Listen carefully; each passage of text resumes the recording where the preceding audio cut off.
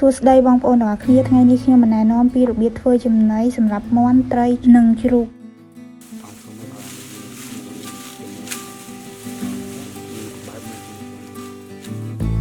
ដើម្បីធ្វើចំណីនេះបានទី1យើងត្រូវកាត់ស្មៅអ៊ីស្រាអែលដែលយើងបានដាំនឹងយកទៅកិនឲ្យម៉ត់ដើម្បីផ្សំជាមួយនឹងគ្រឿងផ្សំផ្សេងៗទៀត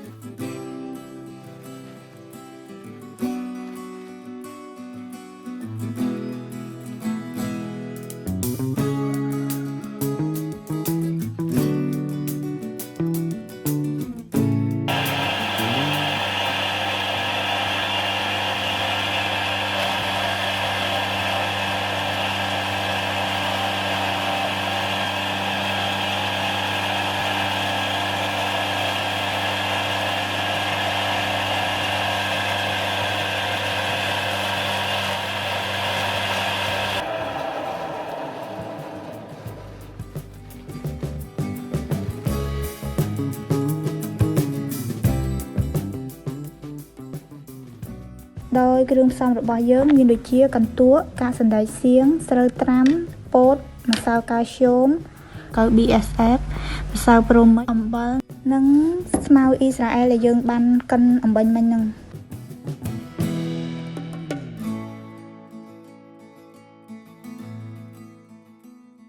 បន្ទាប់ពីយើងមានគ្រឿងផ្សំសម្រាប់ធ្វើចំណីរបស់យើងគ្រប់មុខអស់ហើយយើងត្រូវចាក់គ្រឿងផ្សំរបស់យើងម្ដងមួយមុខចូលគ្នាដើម្បីធ្វើការលាយច្របល់ចូលគ្នាឲ្យសព្វ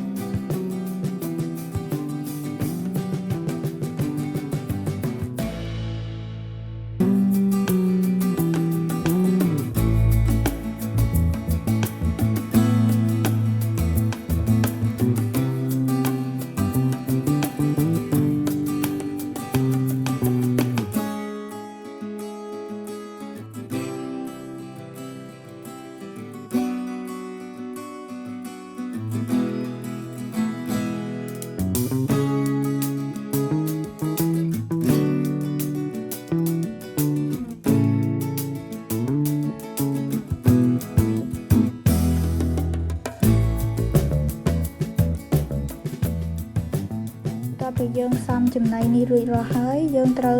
ច្របល់គ្រឿងផ្សំដែលយើងមានទាំងអស់ហ្នឹងច្របល់ឲ្យសព្វចូលគ្នាដើម្បីយើងដាក់កិនឲ្យចេញជាចំណី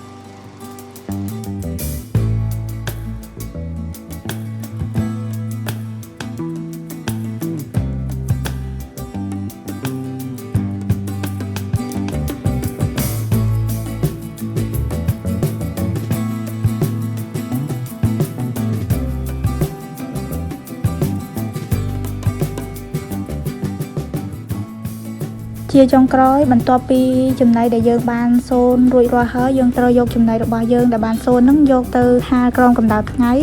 ដើម្បីឲ្យវាស្ងួតល្អសម្រាប់ឲ្យសត្វរបស់យើងស៊ី